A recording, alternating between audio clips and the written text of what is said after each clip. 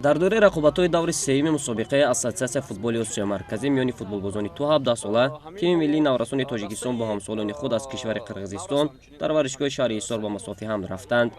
Сафедпӯшони шуҷои меҳан бо ҳисоби калони 4-1 наврасони қирғизро дар ин рақобат сарафканда карданд. қисми аввали дидор бо ҳамлаҳои дуҷониба сурат гирифт ва танҳо дар дақиқаи 23 Кайрат Канатов бо голи задаи хеш аз беруни ҷаримагоҳ қирғизҳоро ба пеш баровард.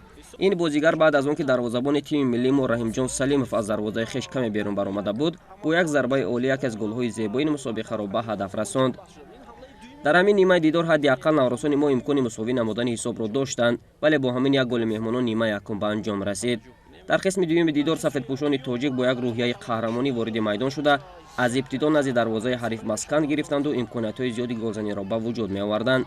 дар дақиқаи 69 баъди дурахшии инфиродии Меҳрубон Одилзода Парвез Бобоназаров бо як расиш тилисми дарвозаи ҳарифро шикасту ҳисоби 1-1 шуд.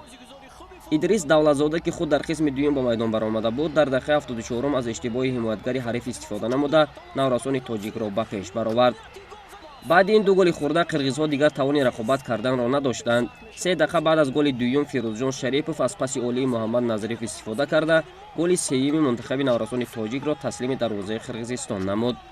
то поёни дидор сурхпӯшон низ гол заданд, вале на ба дарвозаи мо. дар дақиқаи охири майдондорӣ Ҷонболат Ормонов баъди аз зарбаи кунҷӣ ирсол намудани тӯб бо сар худ голеро мезанад. ҳамин гуна тими наврасони Тоҷикистон дар бозии дуюми худ дар даври сеюм бо ҳисоби калон пирӯз шуда садрнишини ҷадвали умумии мусобиқа гардид. Қирғизистон дар 3 бозӣ ҳеҷ имтиёзеро касб накардааст.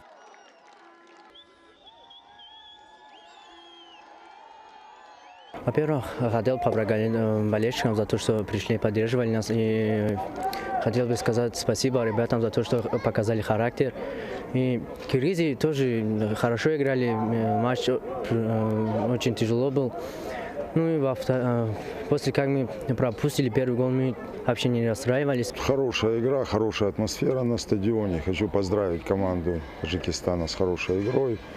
Уже это не юноши, показали мужской характер, показали волю.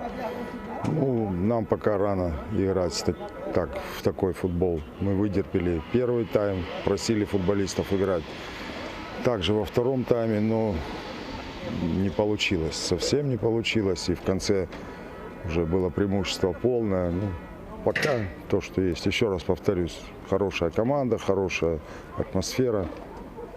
Поздравляю еще раз с победой.